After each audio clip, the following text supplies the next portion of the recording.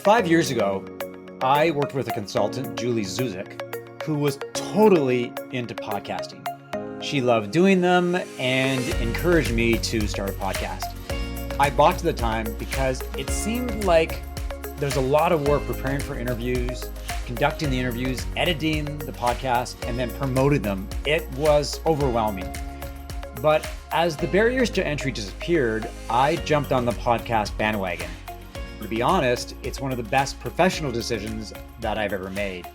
The ability to reach out to smart people and get them to answer questions for 30 to 40 minutes is amazing. It's like free consulting and great material to create content.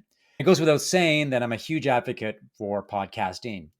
On today's podcast, I'm excited to talk to one of the key players in the podcast industry, Josh Nielsen, who is the co-founder and CEO of Zencastr, a platform for recording, editing, and hosting podcasts. And as a disclaimer, I've been a Zencastr customer for 3 years and have been impressed with its customer service and platform. Welcome to Marketing Spark, Josh. Hey, everybody. Hey, Mark. Thank you for having me. I appreciate the invite. Let's start the interview with the Zencastr 101. Tell me about the history of the company, what you were doing before Zencastr, and what prompted you to jump on the podcast bandwagon. I started my career as a software engineer. Very quickly out of university, got into startup companies and really developed a passion for that space. It was exciting. I wanted to do something like that myself someday. I ended up working for a few startups, and then I ended up joining up with the Techstars Boulder community and got hired there as a developer in residence to help their companies get their products ready for demo day, and really learned a lot more about just the startup ecosystem, got to know a lot of founders, a lot of investors and mentors, and just a really fun community there in Boulder and Techstars thing. After I left that, then I decided to start a company called,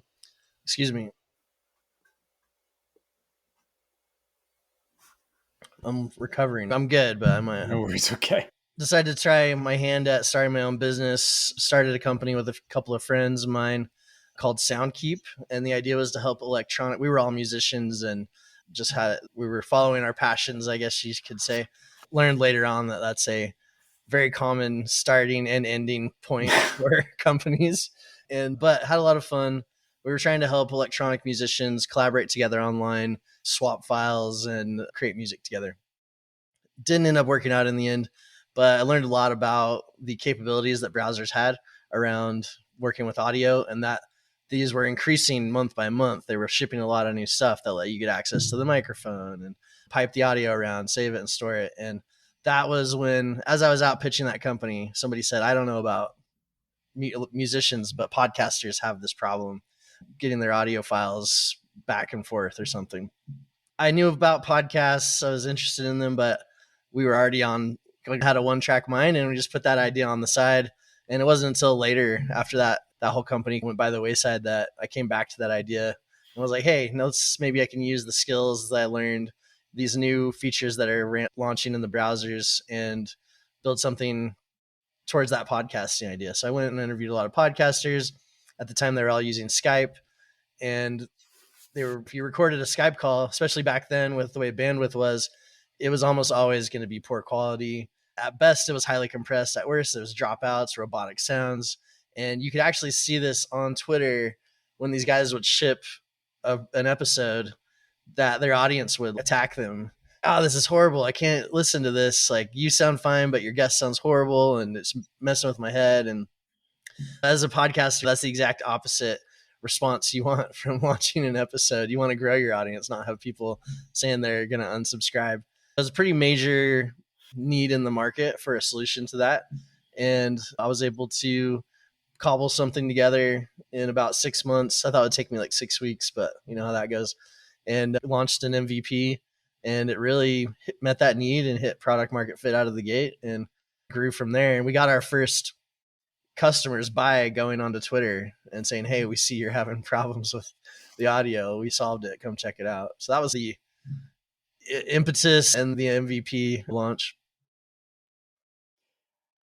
I'm curious to get your take on the state of the podcast industry right now compared to 5 years ago. It's come an awful long way. Podcasts are clearly a part of the marketing landscape, and they're growing by leaps and bounds. And lots of companies are starting podcasts. Many of those podcasts don't last very long, if truth be told. Where do you think the podcast industry is right now, economically, both in terms of how it's being embraced by companies as a sales and marketing tool? What do you see as some of the things that you're excited about? And conversely, what do you see as the challenges for the podcast industry going forward? The idea started like 10 years ago, and then I think we launched the actual paid plan. So we've seen a lot of that history. When I started working on this, podcasting was not a hot market or an interesting space for a venture funded company. And that also wasn't the goal in the beginning. That was fine. But as I was building it, then some events happened like Serial, This American Life, started getting millions of downloads per episode. That just ushered in a whole new wave of interest into the space when people saw, hey, you can really do something big and successful with podcasts and make an impact and make a lot of money potentially. That was one major shift that I wasn't expecting, and really just we got caught on. I wouldn't say we caught the wave. I think the wave caught us, but that was a big boon to the ecosystem. Now I think we're definitely seeing the space is maturing. I do not think it's mature. I do not think I've even seen the nearly the end of the interest in podcasting and podcast creation. We got a big bump over COVID, and some of that has tapered off, but the longer term growth trend is still pretty strong. One of the reasons why I think that there's still so much room left in this market, because a lot of people say, "Oh, I missed it. It's too late to start a podcast now," or whatever. If you look at the ratio of consumers to creators in the podcasting space versus that ratio on Twitter or that ratio on Instagram or TikTok, wildly different. I think X and TikTok have creator to consumer ratios in like the 30 to 40% or something like that. Double digit numbers. And podcasting has like well under 1% of creators to consumers. And why is that? As you already alluded to, it's a lot easier to make a tweet than it is to make a podcast. Mm. There's a lot of people just hitting those barriers to entry, even though they have an idea for podcasts, want to do it, as you mentioned, then they try and they even burn out because they realize how much work is involved. That's a big part of our effort from the very beginning is we need to make this totally frictionless, as easy as possible. And there's still a lot of room left. We've done a lot of that work to make it easier, but there's still a lot of room left to make it way easier. And I think AI is definitely coming in and lifting some of that weight. It's already happening in the space, the AI impact, and that's going to continue to grow. I'm glad you mentioned AI. When I look at the impact of that technology along with machine learning and the flurry of podcast services that have emerged around editing and sound quality and arranging interviews and recording interviews, how much of an impact that had so far on the industry? It feels like we're in the beginning stages where people are playing with AI, but they may not be leveraging it in wonderful or amazing ways. And at the same time, what is Zencastr's approach to AI and machine learning when it comes to improving the platform? We've already seen a major impact with AI. You're seeing all the major players, including ourselves, are picking this up. We've had a machine learning team for 2 or 3 years already because we've had a need for a long time to cost effectively transcribe the content accurately and then to open up the content so that it can be searchable and findable on search engines and that sort of thing. We've just launched several months ago an AI powered clipping tool where it takes the transcript and we say, find us the funniest part of this content for the TikTok audience, or find us the most interesting part of this show for dentists, or whatever the content is. With a 30-40 minute recording, you can expect to get maybe like 20 clips out of that. That's going to be able to power your social media just from that one episode. You can post daily every weekday for a month off of that if you're doing 4 episodes a week. And this ties back into one of the real big problems outside in podcasting probably the biggest problem outside of the barriers of entry for creation. There's a ton of work to even get to that point. Podcasting doesn't have a built-in growth algorithm like it would be if you posted a tweet or a TikTok. It will go out and find other people on the platform who they think are going to be an audience for you and show it to them.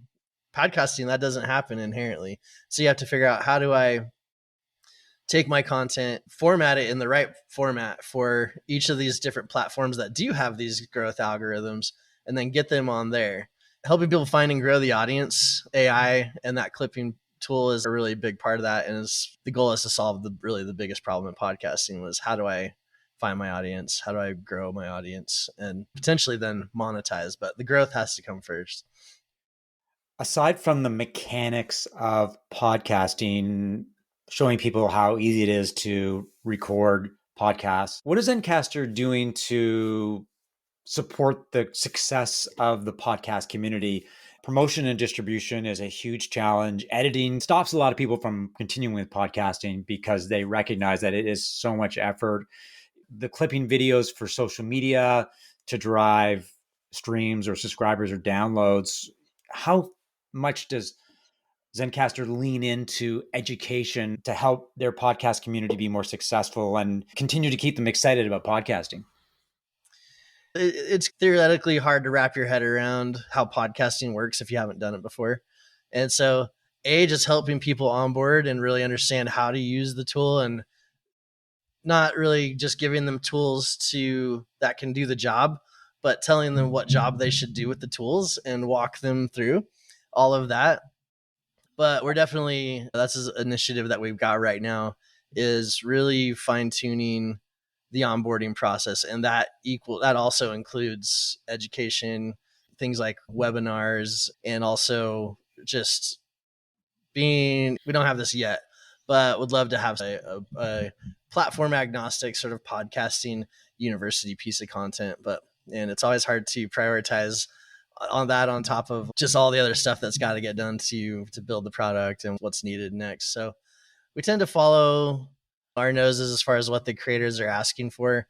That is one of the things we have a pretty good idea of what barriers are hitting and what speed bumps, just through our customer support. Like, we don't really have to ask for feedback. Like, we get it pretty regularly, and it's really just a matter of figuring out how to prioritize, not knowing what we should do, but in what order we should do those things.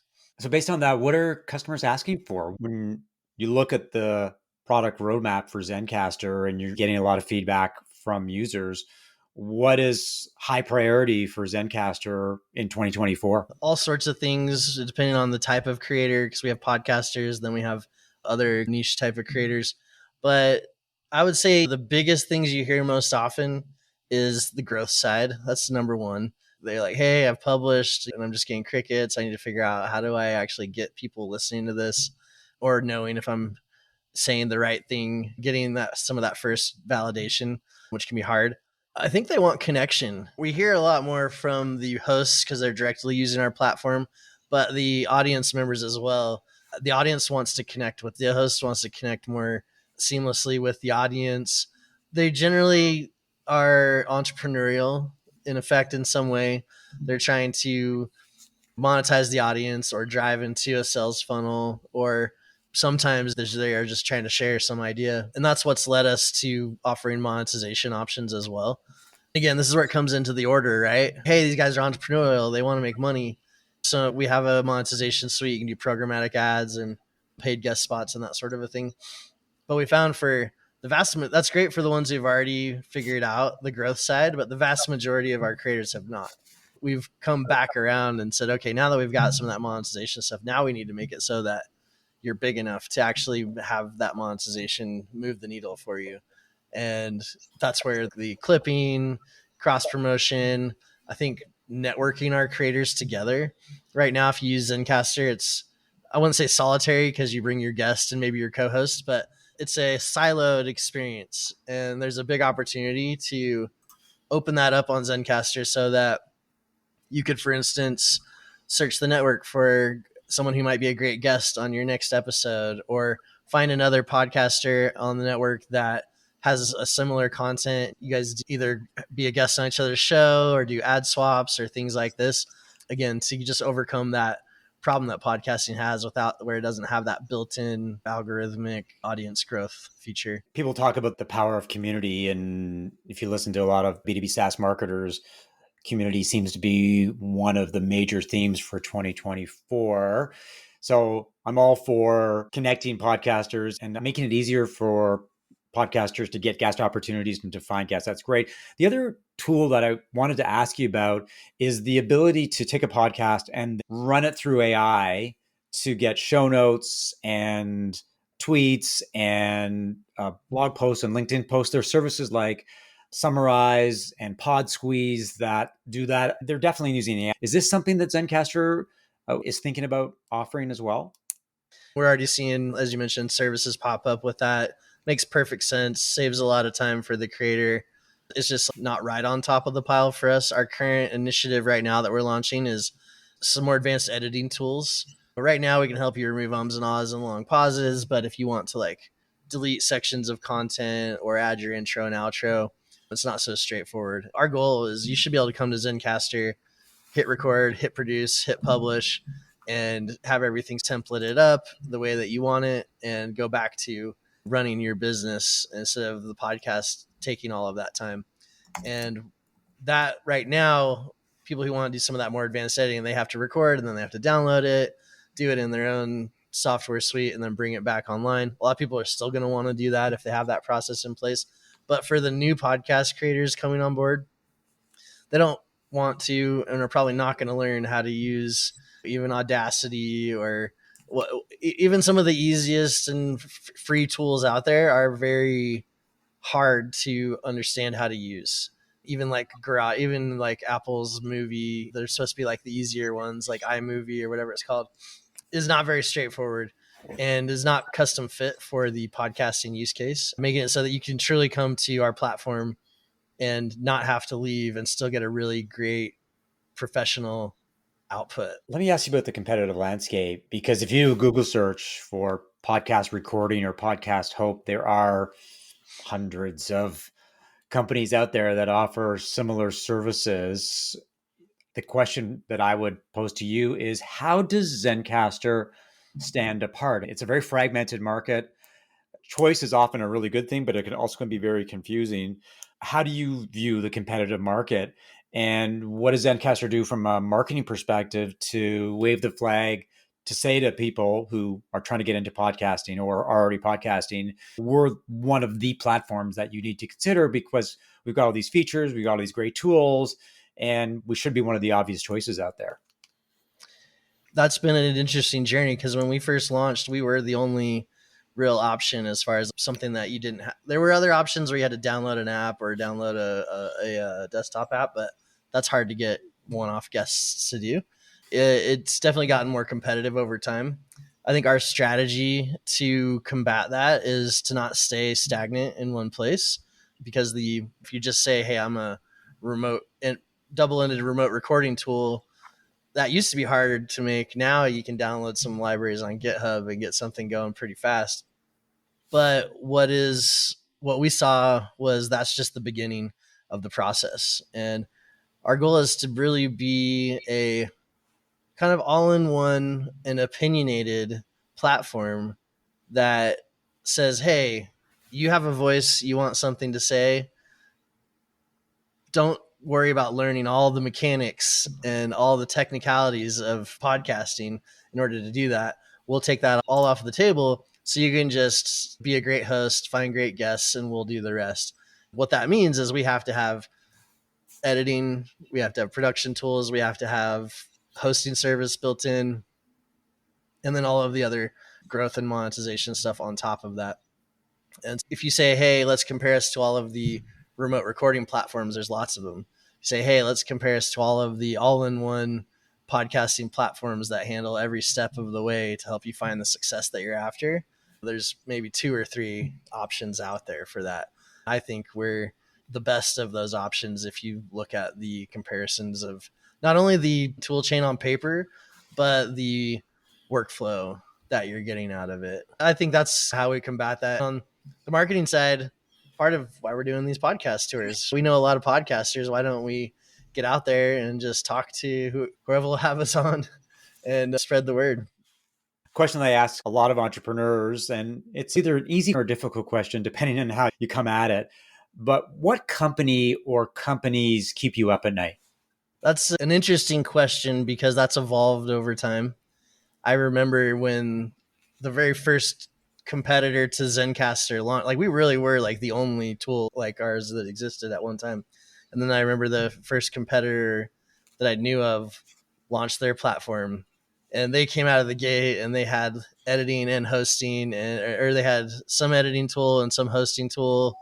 And I was just like, oh man, I really lost. I was like, that panicked me. I was like, I got to work double time. These guys are trying to eat our lunch. Like, we got to figure this out. And at least at that point in time, there was enough space in the market that didn't really have a significant effect on us. And I really overthought it and was overly worried about it. And I've more now adopted a strategy of certainly don't ignore your competitors, but don't fixate on them either, especially if you're in a market leading position. If you're if you're paying too close attention to what everyone else is doing, you're not paying attention to what you need to do next. And then people are just copying you and catching up with you while you're looking backwards. And definitely pay attention, pull the good things out there. That's another thing that's good about competition is all these other companies are trying things. And you can see, okay, that worked for them, that worked for these guys. Let's take those ideas, iterate that into the next part of the product so you don't have to go through that validation cycle yourself. But yeah, it's tough because Spotify is a competitor of ours. They have Spotify, they bought Anchor, they have Spotify for podcasting.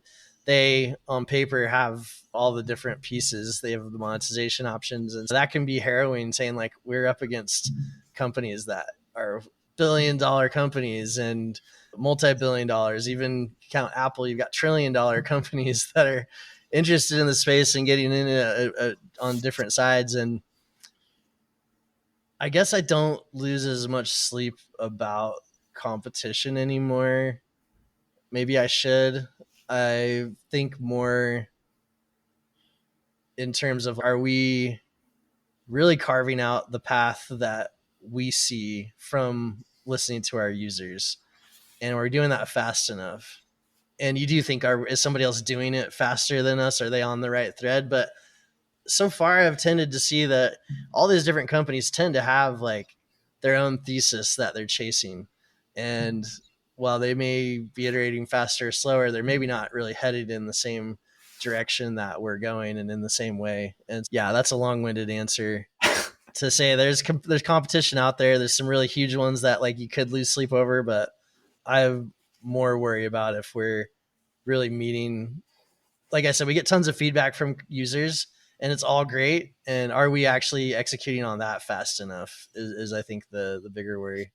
Yeah, you've done a good job of answering my question at the same time dancing around the question that I ask you. And as an ex-reporter, hey, listen, you didn't answer the question. I'm a Zencastr user, so obviously I'm very sensitive to other companies, and I talk to other podcasters, and you can't avoid the fact that a company like Riverside, Descript has certainly become a lot more of an interesting player when it comes to podcasts. They start off as a video editing platform, but podcast is certainly in their sights. There are some very interesting players out there, putting aside companies like Apple and Spotify, which is why I asked you the question about differentiation. At some point in time, there's so much competition that sometimes it comes down to price, sometimes it comes to features, sometimes it comes to your branding. That all leads into the competitive mix and how you stand out from the crowd. It's exciting, but it's also very daunting at the same time. We pay attention. I think Descript is probably one of those companies that is on a closer track to executing on what we're trying to do as well. Although they're not really podcasting focused. They do have a focus on podcasting, but it's not their, I don't know that that's their primary focus. They're doing interesting things and we've been in contact with them over the years. But yeah, I guess I just found that I didn't find a lot of value from building up anxiety about competition as far as what that drove the business towards. And I find a lot more value in being very focused on knowing who is our core user and what is it that they need, and not trying to emulate so much what other people are doing and follow our own nose. Let's shift gears a little bit. We've talked about technology, but let's focus on money. Zencastr has done some interesting things over the years when it comes to fundraising. You've raised a venture capital round, I believe, in 2021. Can you walk us through that journey? How do you look at the fundraising landscape right now? Is Zencastr looking for money? Is it something that you need to drive growth? And what has that experience been like when you're out there trying to convince people to finance your company? Yeah, great question. Yeah, we raised at the end of 2020. I think it closed in 2021 though. So right at the beginning of that year, we raised like 4.5 million. And the goal of that fundraise was to because we were still just a recording platform. We had video and some other things, but we didn't have hosting, any of the monetization stuff. So the goal of that fundraise was to build out the other pieces of the podcasting tool chain so that we can be a one-stop shop for podcasters. We definitely got a big, for better or worse, COVID helped our business which felt weird because you're in some way profiting off of this tragedy. But there's a lot more people at home, a lot more people had time to focus on the podcast that they're thinking of. So we got a really good growth bump out of that. And at the same time, we were realizing that there's lots of really well-funded players in this space. And if we're not careful and we don't have the money to iterate quickly, we could just be pushed to the margins, and decided to fundraise. And that was a fun experience. I hadn't done that before that period, at least not to any effect. As I recall your question, like how did I experience the fundraising? I actually enjoy fundraising. It can be a bit of a slog, but you're talking to lots of intelligent people, and it's a puzzle to solve. You get way more no's than you get yeses, and each time you're like, okay, they said no, why did they say no? Okay, what is it? Is it actually our company, or is it the way we're presenting it? And oftentimes it was, we're just not saying the right things. You have to get keyed into the things they care about. I learned very early on, everybody loves the feel good story about like helping small creators. It feels good in the heart, but that's not what speaks to the brains of the VCs as far as like something that they can turn around and communicate to their LPs. We invested in these guys because of X. So you have to really give them the ammunition. They may love you, but if they don't have the ammunition that they need to defend that investment to their limited partners, then it's just not going to happen. And that was something I didn't really understand so intuitively going into it. We started our conversation when I asked you about the state of the podcast landscape right now. And it would be remiss if I didn't ask you where you see the industry going over the next 2, 3, 4 years. And how do you see Zencastr evolving as the podcast industry matures, attracts more creators, attracts more listeners, and becomes an even bigger media pillar, I guess is the word for it? There's lots of fun and interesting shifts going on in the space right now. We already talked about sort of the AI impact. I think maybe one of the biggest trends is we're seeing a blurring of the lines between podcasting used to be its own little world. What you're seeing is some people are just launching on YouTube and calling it a podcast. They're not even doing a technically really a podcast. And the primary piece of consumption now for podcast audiences is becoming clips rather than full episodes. And this is a big part of the reason why we're helping people create those and share those. It seems the super fans are more, the full episodes are for the super fans, and the clips are where you're going out and getting sort of the new listeners or the people who are passive fans of yours. And to that end, I think what we're seeing is that most podcasters nowadays are probably more appropriately called content marketers who are using podcasting as one of their channels, but they're also using TikTok and Instagram and a blog and a newsletter and all of these things. And I think because at the end they're trying to market a message, and why use, and everybody these days you have to go multi-platform, multi-channel. We see podcasting as maybe the best and easiest way to execute on that.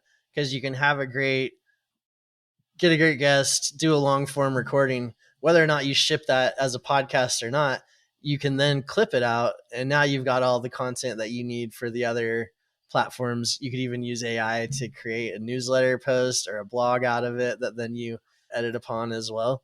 So it's a great starting point for just a content creation engine that you're going to be executing on all these different platforms. And that's already happening. I see that just going to continue all along as we go. And I think also just thinking towards the future, I think we're going to start to see more and more, how do I put this? More and more healthy niche communities that are self-sustaining and have monetization options that work well for them, as opposed to just the top few taking all of the money, right? Mm-hmm. That's what's happening right now. Part of that problem is advertisers, a lot of these guys are still like coming from like the radio space. This is a problem I encountered from the beginning of the company. I was like, hey, I think we have 10 million monthly downloads across all of the users on the platform. 80% of them want to monetize and they can't. I went and talked to some advertisers and they were just like, I was like, hey, I've got all this inventory. Let's make some money. And they're just like, no. And I was like, oh, okay. Tell me why. And there's like these advertisers, they don't have the bandwidth to deal with hundreds or thousands of creators.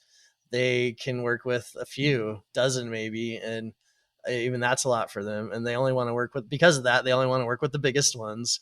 All the money goes to the top big creators and everyone else is left out. This is part of the reason why we had a machine learning department early on, was so that we could transcribe the content, because their big concern outside of just the workflow issue, part of the reason why they need to pay attention to each creator is they're worried about quality control. They don't want their ads running off of somebody who's saying racist slurs or talking about guns or whatever the sensitivity is of that certain company. They're highly tuned into that. And there was no way to say, hey, we can give you confidence to work across 1,000 different creators all in this niche without them feeling like they had to listen to all of that content. With the transcripts, we can say, hey, we've transcribed it. We understand what's in here. We've searched it for swearing or whatever. And now we can give you confidence to work across a larger group. That's something that's going to continue to grow. There's still a lot of progress that needs to be made there and buy-in from the advertisers. But also, I think backer programs are also a much better option for most kind of small to medium-sized podcasters. Everybody's using Patreon right now, but Patreon helps you take money. It doesn't really help you provide value for that money. It's just another job that a podcaster has to load up on top of that. How do I actually then give them I can take the money, but how do I get them to do it? How do I get them to stay? That's pretty interesting from our perspective, how we're thinking in the future about community and networking. What if you have a backer program? I won't get too into the weeds, but I think there's a lot of value you can provide by bringing the audience and the creators onto the same platform and then doing backer subscriptions and things like that. Lots of opportunities, lots of possibilities. Personally, if I was to start a podcasting related company, it would all be about distribution, taking podcasts, putting them into video clips, automatically streaming them to different platforms. I think extracting as much value you can from a podcast for many companies is when the magic happens. 100%. Josh, thank you for your insight into Zencastr and the podcasting industry. Thanks to everyone for listening to another episode of Marketing Spark. If you enjoyed the conversation, subscribe via Apple Podcasts, Spotify, or your favorite podcast app, and share via social media. If you're a B2B or SaaS company looking for more sales and leads, but struggling to do impactful marketing, we should talk. I work as a fractional CMO and strategic advisor. My services include a 90-day marketing sprint that combines strategy and tactical execution to quickly move the needle. And one more thing, I recently published the second edition of my book, Marketing Spark. It's more of a guide than a book. It features tools, templates, and worksheets to jumpstart your marketing. Perfect for entrepreneurs. And you can find it, of course, on Amazon. You can reach out to me by email, mark@markevans.ca, or connect with me on LinkedIn. I'll talk to you soon.